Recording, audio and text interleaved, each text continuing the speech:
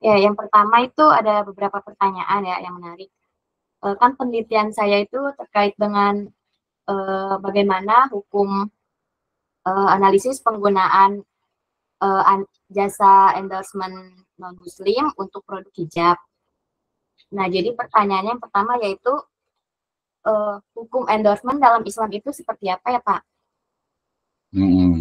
Jadi pertama itu ya, kita mulai dulu ya. Bismillah, alhamdulillah, salatu wassalamu ala rasulillah, amabad. Suara saya jelas ya? Ya, jelas, Pak. Oke, jadi pertama itu tadi kan pertanyaannya adalah apa hukum endorse di dalam Islam gitu kan ya. Nah, pertama jelaskan dulu endorse yang dimaksud itu seperti apa, coba.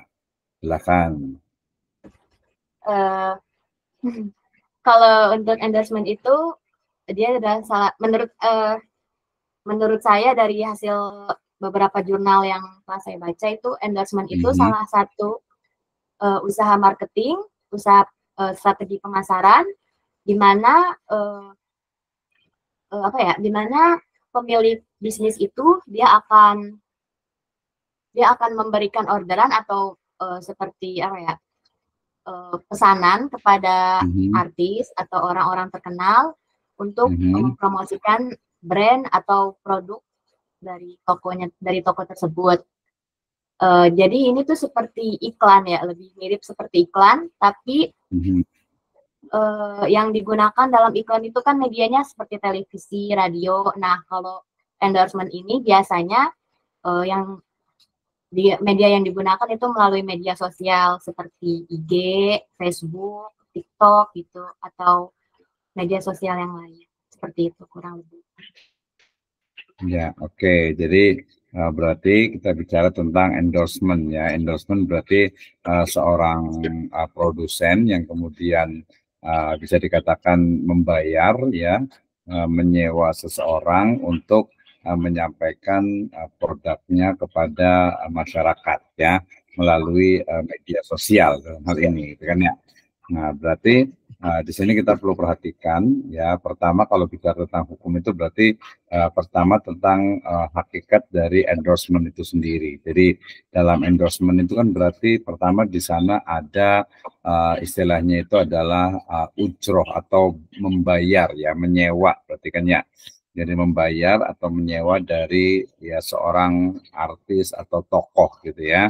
Nah, berarti di sini kembali kepada akad awalnya itu adalah akad ijaroh ya, di mana ya seorang produsen ya seorang pemilik produk baik barang ataupun jasa yang kemudian dia menyewa seseorang ya, membayar seseorang ya karena biasanya terkenal ya artis atau tokoh dan sebagainya untuk ya memperkenalkan atau mungkin bahkan sales ya, to sales ya, menjual dari produk barang atau jasa yang dihasilkan ya. Berarti dalam hal ini adalah di situ pertama ada unsur ijaroh.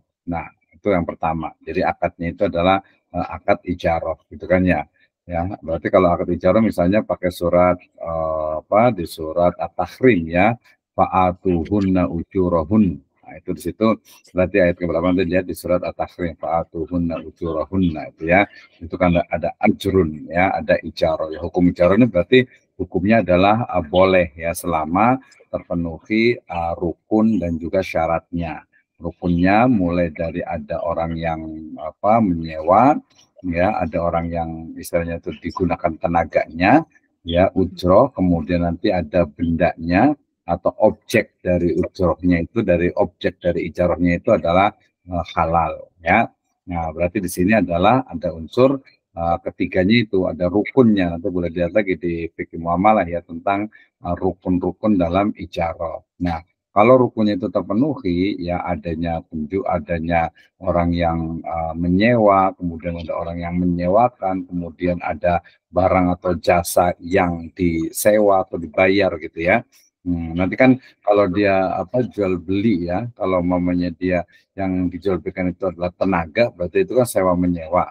Tapi kalau umpamanya benda berarti kan jual beli. Tapi yang di sini yang digunakan itu adalah tenaga, kemudian juga keterkenalan, kemudian juga tokoh itu sendiri. Jadi lebih kepada memang ya membayar orang tersebut untuk diperintahkan untuk melakukan atau mensosialisasikan, mengenalkan dan juga menjual produknya, ya.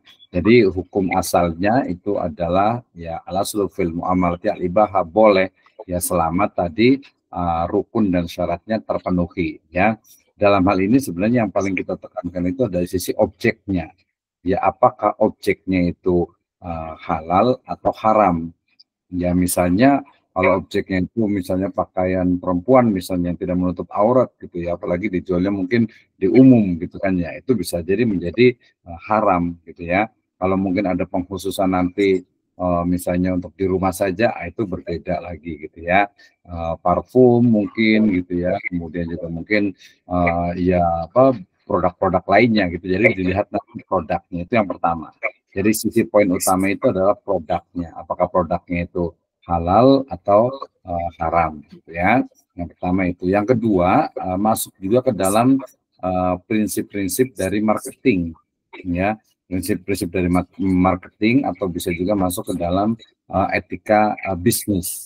Di mana dalam etika bisnis itu tidak boleh adanya unsur misalnya kebohongan, gitu ya. Kebohongan dalam hal ini misalnya produknya itu kualitasnya B tapi bilangnya itu A. Nah, itu yang tidak diperbolehkan. Demikian juga mungkin orangnya itu misalnya dia produknya itu apa nih? Misalnya produknya itu adalah ya kosmetik misalnya, ya dibilang kosmetik itu bagus, kemudian nanti ada unsur misalnya dia itu halal dan sebagainya, tapi faktanya itu belum terbukti. Ya belum terbukti dalam artian itu ini halalnya udah MUI atau belum nih, kemudian bahan-bahannya itu betul-betul aman atau tidak nih. Dan yang paling penting tadi ya jangan sampai nanti ada kata-kata itu kabura maqtan indallah antaqulu ma la taf'alun. Ya, jadi jangan sampai di situ ada unsur kebohongan dalam menjual. Dalam artian tadi kalau endorse-nya itu orang yang yang dibayar untuk endorsement itu dia itu kualitasnya B tapi bilangnya A. Bilangnya dia pakai tiap hari padahal dia itu tidak pakai. Nah, dalam hal ini yang tidak diperbolehkan ya dalam marketing syariah. Jadi dalam marketing syariah itu betul-betul ya memang produknya itu dalam artinya itu jujur, ya iyakum wasidq. Jadi dalam jual beli itu ada unsur kejujuran. Makanya dalam Islam itu tidak boleh misalnya kualitasnya nih ya, misalnya dia tidak boleh ada risk kan ya, ada kecurangan kan, man ghasyana falaisa minna. Ya misalnya produknya kalau yang diiklankan yang dipakai itu bagus, yang buat endorse gitu, padahal produk yang lainnya itu tidak bagus gitu, kualitasnya mungkin dikurangi. Nah, ini namanya risk, ya adanya unsur kecurangan. Asalnya kecurangan itu kan mencampurkan antara kualitas yang bagus dengan yang tidak bagus. Ya, tapi di sini kalau yang endorse-nya itu kualitasnya bagus misalnya, kemudian nanti untuk yang dijual itu dikurangi, nah itu tidak boleh juga.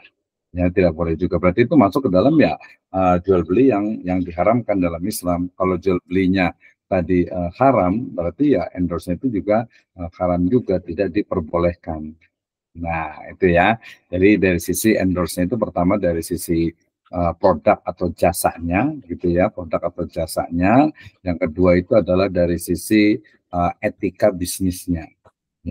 Bisnisnya jangan sampai di situ ada unsur kebohongan, unsur manipulasi, tadi ada risk ya, kemudian juga ada tadlis juga gitu ya. Nah, itu tidak diperbolehkan. Nah, itu. Oke, selanjutnya. Nah, tadi kan ini kan hukum endorsement-nya ini kan berlaku untuk muslim. Nah, bagaimana kalau yang kebalikannya gitu, Pak? Jadi kan misalnya artisnya itu dia tuh bagaimana hukumnya kalau artis non muslim dia tuh mengendorse hijab gitu, Pak? Bagaimana hukumnya? Iya. Kalau misalnya ya. Ya, jadi misalnya kan ya harusnya itu yang muslimah gitu ya. Nah, ini ternyata yang endorse itu adalah non muslimah gitu ya. Ya, ini menarik gitu ya. Sebenarnya kembali ke awal bahwa hukum muamalah dengan non muslim itu kan sebenarnya hukum asalnya itu boleh ya. Kemudian juga ketika dia itu mengkampanyekan hijab gitu ya. Ya sebenarnya hukumnya karena dia itu non muslim berarti kan dia tidak terikat untuk memakai hijab gitu ya. Nah kemudian ketika dia itu mengendorse untuk apa pakai hijab gitu ya, istilahnya itu mengendorse untuk hijab gitu ya. Ya kalau saya sih cenderung mengatakan boleh gitu. Boleh gitu ya. Jadi dia walaupun tadi hukum asalnya itu boleh gitu ya. Walaupun sebenarnya yang lebih utama tentu saja kalau endorse dari produk-produk muslimah ya sebaiknya itu muslimah gitu ya. Jadi jangan cari yang non muslim. Jadi kalau sangat ini bertentangan walaupun tadi hukumnya itu boleh karena mungkin bisa ke DCR. Jadi hukum kalau ditanya hukum ya boleh ya seorang non muslimah mengendorse hijab gitu. Tapi secara etika bisnis gitu ya, etika bisnis itu menjadi bertentangan gitu ya. Dalam artian orang yang pakai hijab kemudian tidak pakai hijab kemudian dia mengendorse yang pakai hijab padahal masih banyak muslimah lain yang mungkin bisa mengendorse gitu. Apalagi nanti mungkin dia hanya pengen terkenal dan sebagainya, tapi justru tidak sesuai. Ya, jadi mungkin bisa jadi ya hukum itu bisa menjadi makruh gitu ya karena masih ada muslimah lain yang bisa untuk dijadikan untuk endorse-nya. Jadi tidak ada keuntungan gitu ya. Jadi antara boleh dengan makruh sampai di situ. Kalau sampai haram sih tidak gitu ya, tapi dia lebih kepada sesuatu yang ya dibenci aja tidak sesuai gitu ya. Tidak sesuai bukan mubah juga. Tadi hukumnya kan boleh itu berarti mubah gitu, bukan wajib juga, bukan sunnah juga. Jadi ya boleh gitu, tapi kemudian menjadi makruh ketika masih banyak muslimah lain yang mungkin justru lebih sesuai gitu untuk endorse hijab gitu. Ya, itu yang kedua. Iya itu, soalnya saya kan beberapa kali ya lihat postingan dari artis-artis non muslim gitu. Jadi dia tuh banjir komentar jadi viral gitu Pak. Jadi ada saya nemuin ada 3 kasus sih Pak, 3 artis dia tuh non muslim tapi dia memakai hijab, terus dia ikut mempromosikan hijabnya, ikut mempromosikan tokonya.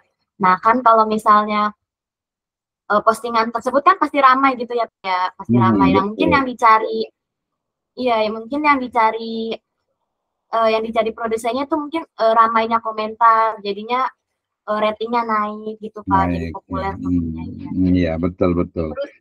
Jadi tadi apa hukum asalnya sebenarnya boleh ya, hukum muamalahnya itu boleh, tapi kemudian ya menjadi makruh ketika ternyata dia nggak sesuai dengan apa yang dijual itu tadi gitu ya, tidak sesuai itu. Kenapa? Karena ya nanti setelah pakai hijab dia pakai pakaian ya tidak syar'i lagi gitu ya, walaupun dia tidak apa namanya tadi tidak terikat dengan hukum karena non muslimah gitu kan ya. Tapi ya tetap tidak elegan gitu ya. Masuk ke dalam etika bisnis juga gitu ya. Etika bisnis. Oke, lanjut. Berarti kalau yang tadi kira-kira ada rujukan apa ya, rujukan hadis atau dalil gitu Pak untuk yang makruh tadi gitu yang. Iya, yang pertama tadi bahwa terkait dengan apa kembali juga kepada Al-Qur'an yang dikatakan itu lima taquluna ma la taf'alun itu hukum tentang tidak bolehnya kita mengucapkan atau melakukan sesuatu tapi dia sendiri tidak melakukannya. Gitu ya, tidak melakukannya. Itu yang pertama. Tapi hukum asalnya tadi ya bolehnya kita bermuamalah dengan non muslim, tetapi kemudian ketika melihat manfaat dengan mudorotnya, tentu ini mudorotnya lebih banyak. Apalagi tadi hanya ingin mencari keuntungan dunia saja, ya. Dan nanti lihat di surat Al-Baqarah yang liyashtaru bihi samanan qalila. Ya, dia menjual dengan harga dunia yang murah. Untuk cari itu ya. Liyashtaru bihi samanan qalila. Tuh bisa juga digunakan dalilnya. Kemudian juga kalau dari kaidah fikih itu sebenarnya dia masuk ke dalam istilahnya itu apa ya? Jadi rafu ini sebenarnya rafu zulm. Ya, jadi artinya itu menghindari dari kemudaratan yang lebih besar. Nanti cari kaidah fikih tentang kemudaratan gitu. Kenapa? Karena di situ ada mudaratnya di mana ya dia hanya sebentar saja gitu ya, sebentar saja. Kemudian setelah itu justru malah dia pakai pakaiannya itu tidak Islami gitu ya. Itu bisa digunakan juga untuk dasar sebagai dari ayat Al-Qur'annya dan juga hadisnya gitu.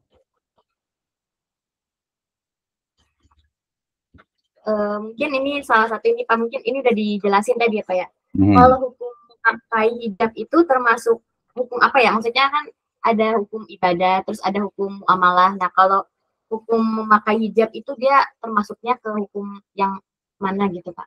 Iya, kalau pakai hijab itu ya masuk ke hukum ibadah. Beda berarti ya. Ibadah, karena kan ayatnya jelas ya di surat An-Nur 31, kemudian juga Al-Ahzab ayat 59, kemudian hadis terkait dengan hijab itu sendiri. Dia ibadah bukan muamalah gitu ya. Karena perintahnya itu dia syar'i dan sudah qat'i. Qat'i itu artinya sudah pasti, tidak bisa ditawar-tawar lagi gitu. Itu udah jelas dong. Ya, jadi bukan muamalah. Nanti kalau muamalah berarti boleh dong, enggak gitu. Tidak seperti itu. Karena dia adalah ibadah, bagian dari ibadah. Oke, lanjut. Beberapa pertanyaan udah terjawab sih Pak. Mungkin ini barangkali teman-teman ada yang mau ini sembari. Ya, oke. Nanti yang lebih diperdalam lagi tadi tentang yang endorse-nya tadi non muslimah ya. Ya. Non muslimah, kemudian muslim itu nanti carikan ayat-ayatnya. Jadi dia banyak sih, bukan hanya nanti sebenarnya kalau kaitan dengan itu juga ada beberapa ayat yang bicara tentang bahwasannya seorang mukminah yang seorang perempuan yang mukminah yang walaupun dia seorang budak itu lebih baik daripada orang merdeka yang non muslim. Itu juga bisa dijadikan dalil juga. Ya, itu terkait sebenarnya itu terkait dengan perjodohan gitu ya. Jadi ketika seseorang itu memilih orang yang walaupun dia itu hamba sahaya tetapi dia muslimah itu lebih baik daripada yang dia orang merdeka tapi non muslim. Itu bisa digunakan itu juga ya. Kemudian juga terkait juga dengan dengan muamalah itu ya bisa digunakan bahwa agak sedikit ini nih bahwasannya innal musyrikuna najasun ya, seorang musyrik ya orang non muslim itu ya najis, dalam artian itu dia tidak boleh sebenarnya menggunakan syiar-syiar itu apalagi untuk menjual untuk kepentingan dunia saja. Jadi ada ancaman untuk yang non muslimahnya, tapi ada juga ancaman nanti untuk yang menjualnya itu, penjualnya atau produsennya. Kenapa? Karena produsennya itu hanya mencari keuntungan dunia tetapi mengorbankan kepentingan akhirat. Gitu ya, tadi liyashtaru bihi tamanan qalila ya, mereka menjual ya akhirat dengan hanya kepentingan dunia. Itu bisa dijadikan ya dasarnya gitu ya. Oke. Ya, silakan yang lain mau tanyakan. Ayo Rika. Ada siapa? Halo Rika. Rika? Silakan. Iya, kayak tadi teman-teman bilang ada yang sinyalnya kurang bagus gitu. Iya, kayaknya di Bogor sini juga hujan juga. Nanti dilihat ini ya struktur dari dalil hukumnya ya. Jadi itu harus nanti ada tafsirnya, ada ini itu dikuatkan dari ayat Al-Qur'annya, kemudian hadisnya, kemudian kaidah fikihnya, termasuk nanti cari beberapa fatwa terkait dengan muamalah dengan non muslimah. Ya kalau endorse itu tadi lebih kepada produknya, apakah dia itu halal atau haram, atau mungkin kayak semacam subhat misalnya begini. Oh yang terbaru juga nanti boleh jadi background juga. Agak sedikit menyebut nama nih, misalnya ada tokoh gitu ya, ada sempat yang muslimah juga, ada yang muslim juga yang dia itu mempromosikan misalnya produk-produk non muslim misalnya, ya kan ya tahu ya, gitu ya. Nah itu juga sebenarnya produknya itu dia halal gitu ya, produknya halal tapi tadi kontribusi dia terhadap misalnya negara penjajah gitu ya. Nah itu yang menjadikan ya fatwa ulama itu menjadi tidak boleh untuk mengonsumsinya apalagi mempromosikannya. Nah, seperti itu. Ya kan? Jadi kalau itu berarti kita boleh lihat, kita boleh juga ini kan bahwa itu hanya cari uang aja gitu. Ini salah dari orang yang apa namanya itu? Kalau yang mengendorse namanya apa tuh? Endorser. Iya. Apa ya? Bisa dibilang celebrity endorser juga sih Pak. Iya, endorser, iya betul. Ya, jadi ya orang yang mengendorse lah gitu ya. Jadi itu lebih kepada juga harus hati-hati juga. Jadi tadi orang yang diminta untuk endorse juga hati-hati, harus benar-benar gitu. Ketika dia misalnya suruh mengendorse makanan misalnya gitu ya, ternyata makanan itu mungkin ya nggak enak gitu ya. Harusnya sih ngomong emang nggak enak gitu. Jangan bilang makanannya enak tapi nggak enak, tapi enak. Nah, itu yang sering sekali justru bertentangan dengan Islam gitu. Jadi itu masuk ke dalam etika bisnis dan juga masuk ke dalam hukum juga. Ya berarti dia bohong dong gitu ya. Mungkin juga bisa jadi misalnya tadi yang ada seorang tokoh Islam itu yang mengatakan saya hampir tiap siang itu datang ke sini untuk makan di sini gitu kan, di fast foodnya itu. junk foodnya, padahal harusnya nggak seperti itu. Saya yakin nggak mungkin nggak tiap hari dan nggak sering, saya yakin gitu. Cuma karena dia dibayar mungkin cukup mahal sehingga berani mempromosikan makanan yang produk dari non muslim itu. Ya produk non muslim kan sebenarnya hukum asalnya juga halal boleh gitu. Tapi kalau indikasinya kuat dia mensupport dari penjajah gitu ya, penjajahan ya, berarti ada hukum lainnya yang menguatkan bahwa itu konsumsinya, belinya tidak boleh, kemudian apalagi mempromosikannya. Paham kan ya? Termasuk yang terbaru tuh ya, yang endorse itu yang ada muslimah juga gitu kan, yaitu juga tentang makanan produk dari muslim juga gitu kan ya. Nah itu sepertinya ya harus diperhatikan. Hukum asalnya boleh, tetapi ketika itu ternyata jelas clear itu mereka mensupport, membantu dari penjajah itu ya nggak boleh jadi hukumnya. Nah, gitu ya. Cukup jelas berarti gitu. Jadi nanti hukumnya itu bukan dari sisi produknya itu, tapi perusahaannya yang mensupport itu. Sama juga mungkin nanti unsur lain dari bank juga sama. Bank konvensional itu kenapa bank konvensional itu haram gitu ya? Ya banyak. Salah satunya adalah bisa jadi dan sangat kuat bahwa bank konvensional itu mereka mendanai dari perjudian. Mohon maaf, mungkin juga klub malam, diskotik dan sebagainya. Itu kan ya. Jadi haram itu juga salah satunya itu kan, salah satu selain juga yang lainnya kalau bank syariah. Berarti perusahaan juga sama. Ketika perusahaan itu dapat keuntungan kemudian nyumbang untuk penjajah gitu ya, ya hukumnya jadi nggak boleh juga untuk membeli apalagi mempromosikan. Gitu. Jadi indikasinya kuat kalau dia itu ya karena dibayar gitu. Nah itu nggak boleh. Jadi itu tadi maksud juga lias tadi sama nangkolila. Jadi dia menjual agamanya atau menjual keyakinannya untuk nilai dunia yang sedikit. Nah seperti itu ya. Jadi harus detail dalam istimbat dalam pengambilan hukumnya. Termasuk nanti penguatan dari fatwa-fatwa dari dari para ulama dan juga lembaga keagamaan. Itu jadi semakin kuat. Ya, oke. Ada lagi? Sambil nunggu yang lain ini Pak, mungkin yang lain ada kendala. Mungkin ini agak keluar dari endorsement ya Pak. Karena Ya, boleh. itu bahasanya menarik ya. Kalau misalnya kan anggap aja ya maaf nih, brand McD itu kan ini jadi perdebatan gitu ya Pak ya. Soalnya kan di satu sisi itu kalau misalnya McD itu tutup gitu, itu kan dia bakal mem-PHK karyawan gitu ya Pak. Nah ini kan jadi salah satu problem juga gitu. Banyak netizen tuh yang bilang kayak ngapain sih kita terlalu membela Palestina, nanti kalau misalnya pengangguran di Indonesia lebih banyak kalau kita malah lebih mematikan rezeki anak bangsa gitu loh Pak. Nah itu bagaimana tanggapan Bapak? Ya itu sebenarnya gampang ya, dalilnya itu dia pakai mudorot yang paling yang paling berat, yang paling banyak gitu. Jadi tinggal mukoron atau perbandingan mudorot yang paling besar itu mana. Sama juga ini dengan misalnya penutupan pabrik rokok gitu ya. Ketika pabrik rokok itu kita nyatakan haram, kemudian ditutup gitu ya. Itu kan banyak sekali karyawan tuh yang menganggur gitu ya. Nah solusinya seperti apa? Kadang seperti itu juga kadang jadi pertimbangan. Tapi ini agak sedikit berbeda ya. Kalau ketika misalnya tadi disebutkan satu produk, kemudian ketika produk itu ternyata diboikot, kemudian ternyata rugi, kemudian karyawan itu dipecat gitu kan ya, karyawannya itu di PHK dan sebagainya, tinggal kita hitung saja ya mudorotnya dengan kontribusi mereka untuk penjajahan tadi itu lebih mudorot mana gitu. Kalau saya lebih cenderung ya pasti mudorotnya lebih banyak yang istilahnya itu yang jadi mensupport penjajah, mendukung penjajah. Dan makanan itu kan bukan makanan pokok gitu yang dijual gitu ya. Dan kita alhamdulillah cukup banyak ya makanan-makanan yang sama, yang semisal gitu, yang juga diproduksi oleh muslim gitu.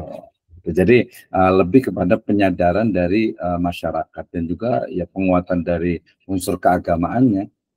Ya tinggal dihitung aja. Kalau mau jadi hitung karyawan dari fast food itu berapa, kemudian kerugian yang ada di sana itu berapa gitu ya. Tinggal hitung aja, hitung-hitungan. Gitu. Sama juga tadi kalau yang rokok juga sama gitu ya. Ketika pabrik rokok ditutup, kemudian katanya alasannya kalau pabrik rokok ditutup itu nanti karyawannya ribuan gitu yang nganggur gitu. Nah, Itu kan ya walaupun agak sedikit berbeda, tapi agak yang tadi kalau rokok itu mungkin agak di bawah, ringan sedikit gitu ya. Kalau yang ini kan junk food ini kan berat karena terkait dengan pembunuhan gitu ya. Dan pembunuhannya jelas, genosida gitu, genocide. Kemudian kalau ini karyawan kalau mau ya lebih baik usaha dengan produk yang sama, dia kan bisa juga. Itu ya. Jadi saya lebih cenderung sih pendapatnya seperti itu karena ya kalau bukan kita siapa lagi gitu, hanya membela tadi yang karyawan yang di PHK, sementara yang di sana itu sudah hancur lebur gitu kan ya. Gitu. Oke, ya sih. Ayo Rika. Ayo silakan. Atau masih terkendala? Nanti kalau nggak sambil ditulis juga boleh. Nanti kalau ditulis nanti saya yang buat rekamannya. Jadi ditulis pertanyaannya, nanti kirim ke saya pakai WA, nanti baru saya rekam, baru nanti saya kirim rekamannya. Biasa saya taruh di YouTube saya biasanya. Oh iya. Oh, Bapak punya YouTube juga? Oh, banyak lah. Iya, banyak. Namanya, ya itu Darmis namanya aja. Banyak sih itu. Cukup banyak ya, yang ngajar-ngajar di ekonomi itu banyak sekali itu. Iya, sebelumnya tuh saya ngiranya harus ke Bogor gitu, Pak. Enggak lah, zaman sekarang itu nggak mesti ke Bogor. Iya. Yang penting kan ada videonya, ada ininya terbukti gitu. Iya, iya benar sih, Pak. Tunjukkan aja videonya gitu. Nanti kalau obrol juga taruh aja di YouTube juga nggak apa-apa sih. Kalau mau ya malu ya ditutup bisa juga. Aja ditutup bisa juga gitu. Oke, itu ya. Jadi nanti kalau kurang tinggal pakai tulisan tanya aja nanti saya ini. Ya. Ini Pak, kayaknya teman saya diwakilin sama saya aja gitu. Ya boleh, silakan. Dia skripsinya tuh tentang analisis investasi exchange trade fund atau ETF ditinjau dari hukum ekonomi Islam dan dari hukum nasional. Apa tentang apa tadi? Ya, analisis investasi exchange trade fund. Jadi kayak semacam reksadana, Pak. Oh ya, mungkin semacam. Mungkin lebih terbaru aja gitu Pak dia. Exchange trade fund dia masih belum terkenal gitu. Dia kan fenomenanya maraknya investasi ETF dalam zaman gini ya. Berarti hubungannya lebih ke reksadana. Nah, bagaimana hukum Islam tentang investasi ETF tersebut gitu Pak? Sama seperti itu harusnya dijelaskan dulu. Kalau yang umum itu kan mulai dari saham ya, kemudian juga trading saham, stok ya, exchange juga, kemudian di reksadana itu kan sudah banyak tuh ya, termasuk juga fatwa-fatwa dari MUI terkait dengan apa, dengan reksadana syariah gitu ya. Reksadana dengan saham itu kan lebih kepada penyertaan modal ya kan, penyertaan modal biasanya dia bisa menggunakan mudharabah atau bisa menggunakan musyarakah itu untuk yang istilahnya itu fundamental atau hukum asalnya.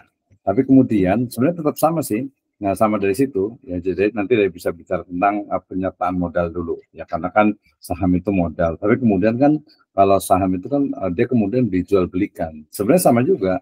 Ketika dijual belikan itu sebenarnya yang dijual belikan itu adalah ya porsi dari modal yang dimiliki gitu kan ya. Misalnya saya punya saham misalnya apa nih ya kita bisa BSI lah gitu ya, belum go public ya, apa Indosat lah gitu ya. Saya punya saham itu, kemudian saham saya itu misalnya 10 juta ya, kemudian ternyata mungkin karena banyaknya demand kemudian menjadi 12 juta misalnya, sehingga kemudian ketika saya jual itu bisa 12 juta atau 12,5 misalnya, kan ya. Nah dalam hal ini kan kalau merujuk, kita banyak rujukannya itu ke fatwa DSN MUI kan itu diperbolehkan selama dia itu akadnya itu yang pakai yang ya dan biadin, yang cash lebih kurang itu 3 hari untuk di pasar modal. Nah pertanyaan tadi itu yang akad yang terbaru seperti apa tuh selain reksadana? Bisa dijelaskan nggak? Sebenarnya saya kurang Iya. Iya saya skripsian. Iya, jadi harus dijelaskan dulu. Jadi apa seperti apa. Kalau reksadana kan jelas, Iya, misalnya iya, kita sebut saja produk misalnya di Bibit atau mungkin juga di banyaklah apa perusahaan-perusahaan sekuritas yang memang menjual reksadana. Kalau reksadana itu kan dia nanti mungkin bisa menjadi ya apa musyarakah ya, di mana saya mungkin hanya punya uang 100.000, ya kemudian 100.000 saya dikumpulkan dengan 100.000, 100.000, 100.000 orang lain, ya kemudian nanti dijadikan untuk saham. Tapi biasa kalau reksadana itu melalui perusahaan sekuritas lagi. Nah, perusahaan sekuritas itulah nanti yang akan ya membeli saham, atau sebenarnya uang yang kita masukin itu sebenarnya nanti akan dipisah-pisahkan tuh, akan ini untuk saham, ini mungkin untuk surat berharga, ini mungkin untuk apa yang lainnya lah, banyak gitu ya, beberapa apa komoditas yang di bursa efek itu. Ya, kalau umpamanya itu gitu ya. Nah, seperti ya pertama berarti lihat dulu dari sahamnya. Artinya bentuk reksadana itu seperti apa. Jadi pertama dari mulai perusahaannya, emitennya, ya gitu itu yang pertama. Kemudian yang kedua juga dari sisi perusahaan sekuritasnya, ya atau perusahaan ya sekuritas lah ya pengelola reksadananya itu. Karena banyak juga yang dia itu cabang dari yang apa konven, ini menurut saya agak mengkhawatirkan, bisa jadi menjadi makruh gitu ya. Kenapa? Karena dia nggak bisa murni 100% halal. Ini sama juga dengan misalnya bank konvensional yang kemudian membuka unit usaha bank syariah. Tapi faktanya bahwa modalnya itu masih bercampur, dan mungkin dia sudah terpisah secara manajemen dan modal dan keuangan itu mungkin oke. Tapi kalau faktanya tidak seperti itu. Ada beberapa bank konvensional yang membuka cabang bank syariah ternyata ya masih campur aduk gitu. Bahkan uang yang di syariah itu kadang digunakan juga di yang induknya. Itu rahasia umum tuh. Nah, berarti tadi yang pertama dari sisi emitennya, ya pemilik dari usaha yang sahamnya itu, yang kedua itu adalah perusahaannya itu sendiri, yang ketiga itu adalah akadnya. Ya, jadi akadnya itu dilihat, ini akadnya itu betul-betul memang istilahnya itu fluktuasinya itu betul-betul memang sesuai dengan invisible hand atau mekanisme pasar atau tidak, gitu ya. Nah, jadi misalnya saya juga sempat punya di Bibit juga, kemudian saya dulu di Mandiri Syariah, ya Mandiri Online Syariah, ya di mana ya saya beli, kemudian saya jual lagi, saya beli lagi, saya jual lagi, habis ya jadinya gitu ya. Ya saya jual lagi. Nah, reksadana juga sebenarnya juga kurang lebih seperti itu. Nah, nanti tadi tinggal namanya apa tadi? Reksadana apa? Dia bukan reksadana tapi sejenis reksadana gitu ya Pak ya, ETF namanya, Exchange Trade Fund. Jadi kayak pergantian dana mungkin ya. Ya, kalau mungkin exchange itu kan pertukaran. exchange. Exchange itu kan pertukaran, trade itu perdagangan, kemudian fund itu kan dana kan. Dana. Jadi apa ya, di situ berarti perdagangan, pertukaran dana atau pertukaran dana.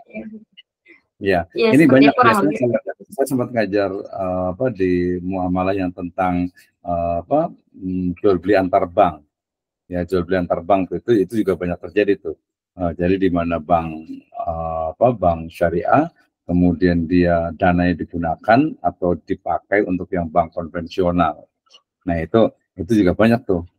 Jadi tapi kalau tadi pertukaran harus dijelaskan dulu tuh. Coba sebentar, kita ini dulu. Jadi apa tadi trading apa namanya, fund, exchange trading ya. Iya, trading fund, ya. Trading by exchange trade fund. Iya. Kita lihat dulu nih.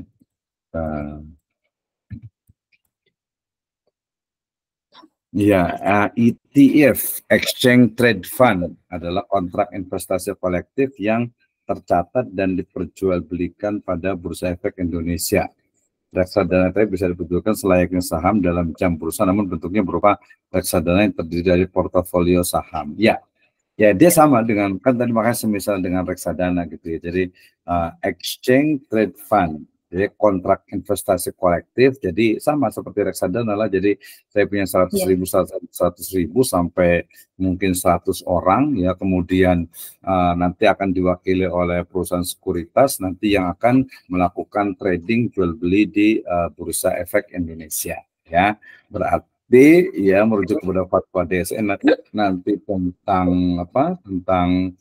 reksadana dan juga saham. Ya hukumnya itu sebenarnya boleh, tetapi dengan syarat pertama sahamnya itu adalah saham syariah, minimalnya itu adalah ISSI.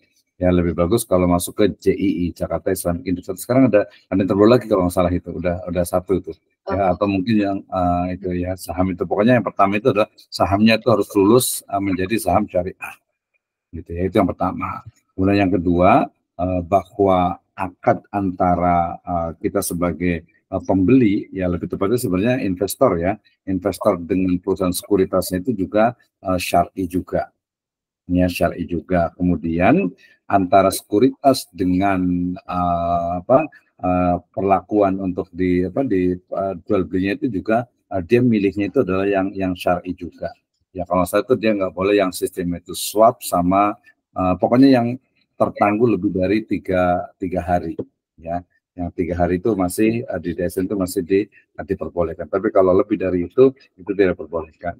Termasuk juga tadi sebaiknya memilih sekuritas yang perusahaan reksadana itu yang memang dia usahakan itu yang betul-betul syariah dari awal gitu ya. Jadi itu tetap diperbolehkan. Jelas ya kalau saham kemudian dengan reksadana kan jelas juga. Jadi dari portofolio dari beberapa unsur kemudian dikolektifkan. Gitu ya. Iya, tapi selama ini kan kalau kenyataannya saya dulu pernah punya reksadana ya. Teman saya tuh malah nyaraninnya ya dijualnya tuh nanti aja nunggu dia naik, kan kalau ini kan batasnya 3 hari gitu ya Pak ya. Kalau Iya, itu ditunggu naik aja gitu, bisa enggak, bulan-bulan atau bukan. mingguan. Ya. Jadi yang 3 hari itu bukan dijual belinya, bukan. Jadi kita beli pagi, dijual sore juga boleh. Cuman tadi itu, jadi ketika kita menjual, itu nanti uang kita itu akan dapatnya itu adalah rata-rata itu 3 hari. Ketika kita membeli juga, sebenarnya itu kepemilikannya itu nanti 3 hari itu sudah umum di Bursa Efek. Jadi bukan berarti, harusnya harus 3 hari atau nanti naik, enggak juga. Enggak juga, enggak juga. Cuman, nah kalau tapi sayangnya memang di Bursa Efek ini masih terlalu banyak akad atau baik najas, ya false demand itu. Nah itu yang perlu dibersihkan lah gitu ya. Jadi harusnya itu ya saham itu ya real, dalam artian itu mau naik turunnya itu memang sesuai dengan supply and demand. Tapi kan rata-rata tidak. Rata-rata itu saham itu naik karena ada kelompok tertentu yang memborong gitu kan. Kemudian nanti setelah diborong baru naik, baru mereka jual lagi. Nah itu yang baik najas yang banyak terjadi di Bursa Efek Indonesia. Gitu ya. Jadi nanti bisa pengembangan itu gampang sih kalau reksadana sih, cari-cari aja hukum tentang reksadana. Tapi intinya hukum itu ada boleh selama tadi ada beberapa persyaratannya yang harus dipenuhi. Kalau tidak terpenuhi misalnya sahamnya perusahaan yang ini, berarti nggak boleh gitu ya. Dan juga tadi dari sisi perusahaan sekuritas juga memastikan bahwa oke, ini reksadana, tapi tetap saja dalam reksadana itu harus di dalamnya itu ada surat berharga, kemudian juga ada saham gitu dan sebagainya yang dijual belikannya itu adalah dari yang halal, yang sudah memiliki standar untuk saham syariah. Itu minimal, walaupun memang ya kalau agak sedikit lebih tegas ya terlalu banyak ininya apa sih subhatnya gitu. Ya gitu ya. Tapi ya hukumnya boleh berdasarkan kan kita merujuk kepada fatwa DSN MUI. Nah, itu. Ya. Ini kan kalau exchange traded fund ini kan masih baru ya Pak ya. Berarti kan masih besar lah ya resikonya gitu. Nah, berarti kira-kira bagaimana gitu kita sebagai customer untuk biar bisa lebih biar bisa lebih aware gitu. Jadi tuh maksudnya kita bisa lebih hati-hati dalam memilih ETF ini. Nah, bagaimana itu? Iya, berarti kan ada strategi ya untuk bermain istilahnya itu untuk melakukan jual beli ETF ini kan ya. Ya, jadi pertama sih sebenarnya kalau kita merujuk ke bursa efek gitu ya, itu sebenarnya bursa efek Indonesia itu sebenarnya sudah terjamin sebenarnya gitu ya. Artinya memang mereka akan menyebutkan bahwa ini adalah saham syariah ya. Kemudian kalau saya sih lebih cenderung menggunakan teori ini ya, jangan letakkan telur dalam satu keranjang gitu ya. Artinya kalau kita mau berinvestasi di reksadana gitu ya, di ETF itu ya silahkan gitu. Cuman nanti lihat juga dari sisi atau kita investasikan juga dana kita di yang lainnya gitu ya. Misalnya yang lebih syar'i lah gitu, yang lebih jelas dan lebih clear, misalnya emas gitu ya. Kemudian juga mungkin ya deposito syariah walaupun dari receh, tapi kan dia lebih aman. Orang tertarik ke trading, reksadana dan sebagainya karena memang keuntungannya itu kadang ya lebih cepat walaupun resikonya cukup tinggi juga ya. Tapi kan sebenarnya kita bisa atur juga milih ya tadi saham-saham yang memang masuk, misalnya yang ke apa ya, orang bilang itu sudah masuk ke LX LQ45 misalnya gitu kan, yang Premier gitu kan ya, kan ada tuh Premier itu harganya ya lebih mahal memang gitu kan, yang blue chip lah istilahnya gitu kan. Nah, itu juga sebenarnya bisa juga. Tapi kalau saya lebih cenderung ya jangan hanya di pasar modal saja, tapi juga di pasar-pasar yang real atau di investasi yang real. Menurut saya juga itu penting juga. Tapi tidak menutup juga karena peningkatan dari ini juga sebenarnya cukup bagus tuh, peningkatan dari yang saham syariah ini gitu. Mungkin ini yang terakhir itu ya Pak. Di sini kan tentang reksadana ya. Kalau ETF itu mungkin lebih ke reksadana. Jadi saya lebih familiarnya ke reksadana. Kan banyak perbedaan antara ulama gitu ya tentang reksadana ini gitu ya. Nah itu Bapak bisa bantu rujuk gitu ulama mana yang kira-kira memperbolehkan atau yang menentang gitu. Perbedaannya yang mana aja gitu. Oke. Iya, jadi tadi sebenarnya ini bedanya antara ETF ya, jadi exchange trade fund dengan reksadana biasa. Sebenarnya kalau reksadana itu kan dia dijualnya itu melalui sekuritas gitu, jadi banyak gitu, ada beberapa gitu ya. Sementara kalau ETF itu dia biasanya langsung diperjualbelikan di bursa efek ya. Di sini kalau dari beberapa informasi itu kan ada beberapa perusahaan sekuritas atau dealer ya, partisipan, Bahana Sekuritas, Mandiri Sekuritas, Philips Sekuritas, Sidarto Sekuritas, Indo Premier Sekuritas, dan Panin Sekuritas gitu ya. Kemudian yang syariah itu juga ada yang namanya itu syariah trading system, syariah online trading system gitu ya. Jadi dia sebenarnya sih ya masih boleh gitu, masih boleh gitu ya. Nah tadi kalau terkait dengan apa tadi? Ulama-ulama yang berbeda pendapat gitu. Ya, kalau saya lebih cenderung kelihatan ya. Jadi biasanya itu kalau umpamanya Lajnah Daimah dari Saudi itu sering sekali biasanya mengharamkan dari awal, dari mulai saham juga termasuk reksadana. Ya. Tapi kalau umpamanya misalnya Majma' Fiqh Islami misalnya gitu di Mesir itu biasanya dia membolehkan. Ya. Kemudian kalau di Malaysia itu banyak sekali yang boleh malah itu dengan majelis ugamanya di sana gitu. MUIS yang di Singapura juga membolehkan, kemudian DSN MUI juga membolehkan ya, baik itu reksadana maupun ETF. Selama tadi memang perusahaan sahamnya, kemudian perusahaannya. Kan kita tahu kalau perusahaannya juga memang persyaratannya kan kita masih agak longgar ya dibanding dengan Malaysia gitu. Misalnya dia masih bisa utangnya itu berapa, sekitar 45-40% gitu ya. Kemudian dia juga masih bisa bermuamalah dengan yang konvensional itu nggak lebih dari 20 atau 25% gitu ya. Nah ke depan itu yang mungkin perlu kita tingkatkan. Kita perlu tingkatkan bahwa ini perusahaan itu harus betul-betul perusahaan yang syariah.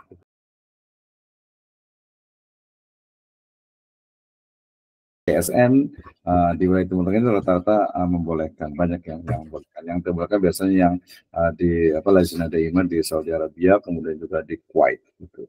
Mereka tidak membolehkan. Berarti termasuk juga afiliasi tokoh-tokoh yang berafiliasi dengan mereka gitu. Kalau di Indonesia mungkin ada fatwa biasanya itu fatwa Dewan Fatwa Al-Irsyad, itu biasa dia membolehkan. Ya, tapi kalau fatwanya NU kemudian Muhammadiyah biasanya mereka lebih terbuka, termasuk juga Persis. Nah, gitu. Ya, Itu ulama-ulamanya yang berafiliasi dengan lembaga-lembaga itu aja udah kelihatan, udah jelas. Gitu. Ya. Nah, mungkin ini ada hubungannya nih Pak pertanyaannya sama skripsi saya juga. Kalau misalnya artis-artis yang buka kelas buka kelas bimbingan gimana mengarahkan kita untuk investasi ETF itu, nah itu berarti hukumnya gimana Pak tentang artis tersebut? Ya tadi pendapatannya. Nah, ya tadi kembali kepada pertama mulai dari reksadana itu kumpulan dari saham yang mana. Kalau dia reksadananya memang atau ETF-nya itu masuk ke dalam ETF yang syariah, ya berarti hukumnya boleh. Jadi ini bolehnya itu adalah boleh secara dasarnya apa? Ya fatwa DSN MUI tentang ETF itu gitu. Ya, jadi berarti pendekatannya halal ya Pak. Iya, kalau misalnya benar gitu ya Pak. Iya betul. Kalau makanya nanti bisa dilihat dari sisi apa istilahnya itu apa dari sisi misalnya apa pemilik ini sahamnya gitu kan, perusahaannya gitu kan, kemudian juga ininya gitu. Nah, ini saya lihat juga di ETF itu sudah ada fatwa DSN nomor 154, boleh dicatat tuh. Jadi ini fatwanya tahun 2023 Mei, udah setahun. Nih saya catat di sini di chatroom. Jadi fatwa nomor 154 tentang ETF syariah yang telah disahkan oleh Dewan Syariah Nasional Majelis Ulama Indonesia pada 26 Mei 2023. Ini fatwa yang ke-26 terkait dengan industri pasar modal. Jadi nanti pelajari fatwa-fatwa tentang pasar modal itu cukup banyak gitu ya.